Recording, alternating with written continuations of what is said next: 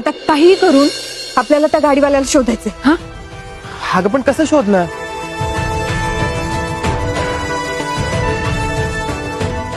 सावी घेते गाडीवाल्याचा शोध. कसं? मी काय म्हणते, हा नंबर आपण जर धैर्य न दिला तर?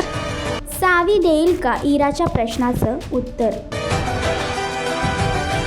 त्यांच्याकडे कशाला नाही, म्हणजे ते काय करणार आहेत ना. धैर्य काल पोलीस स्टेशनला गेले होते आणि जुळली गाठ ग या मालिकेच्या आगामी भागामध्ये एकीकडे सावीला तिच्या वडिलांचा खून नक्की कोणी केला हे समजलं आहे.